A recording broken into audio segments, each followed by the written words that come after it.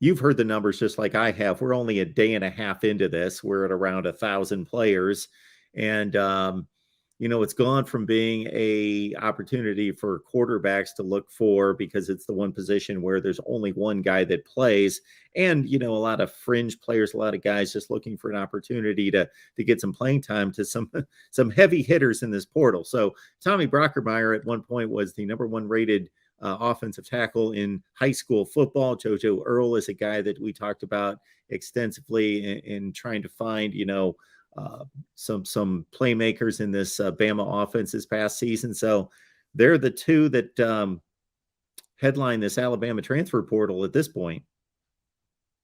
Well, right now, you look at Tommy Brockermeyer, who came as a five-star mark, as you mentioned, in the 2021 class.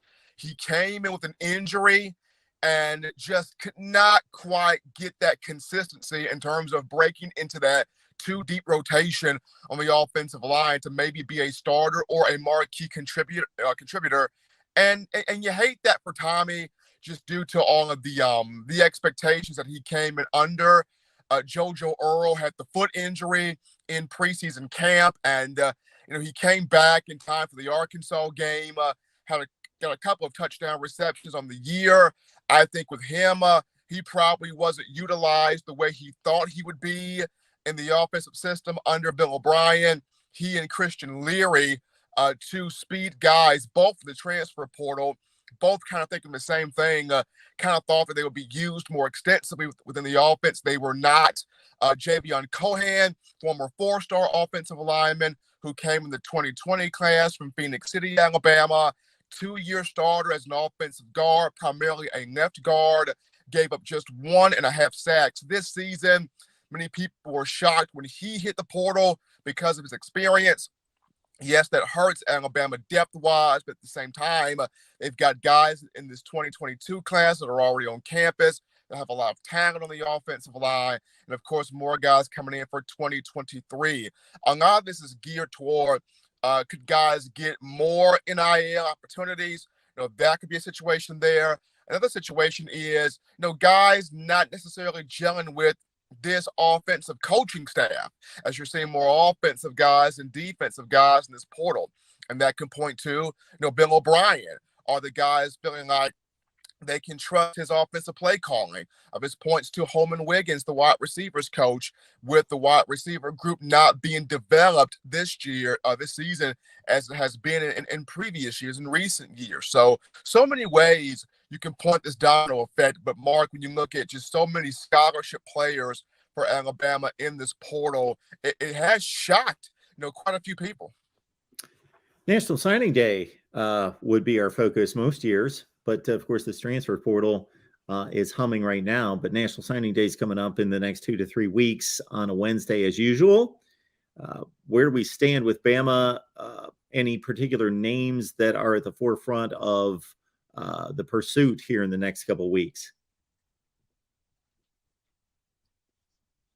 Well, the biggest two names that Alabama is trying to make sure it ends up with would be James Smith, the 5-star defensive tackle, and Qua Russaw, the elite, linebacker. Both of these two from Carver High School in Montgomery, right there. Saban wanted both of those guys to kind of beef up and enhance and bring that nasty Rough Rider mentality on the defensive front. Also, keep your eyes on Keon Keeley, who is still out there in terms of the defensive line, defensive end prospects that Alabama is going after. So I look at Keeley, I look at James Smith, I look at Qua Russaw for three guys that Alabama's trying to end strongly for this class. I think the majority of this class will enroll early.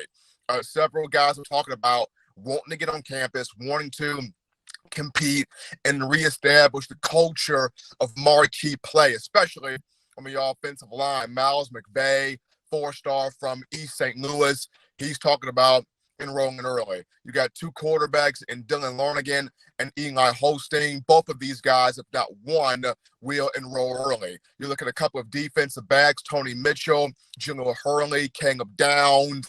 They're talking about enrolling early and trying to get one of these starting spots here in the defensive secondary. So this is a 2023 class, Mark. They're hungry.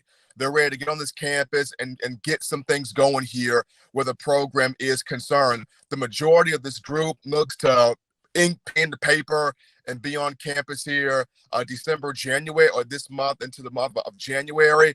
But we're looking at Quay Russaw, James Smith, and Keelan Keeley, kind of the last three names that Alabama trying to wheel in here.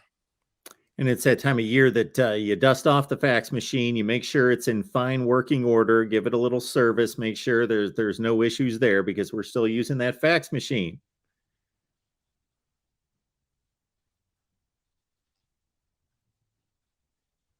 Still using the fax machine, Mark. I mean, I'm trying to say, at some point, can you just have the commitments made on Twitter? Or the guy can just tweet in. I'm signing I'm tweeting in my NIL. I mean, we've made it digital on so many angles. Can we go digital with the national letter of intent? No, guys, just tweet in. I'm here. There we go. And we can all find out at the same time. There we go.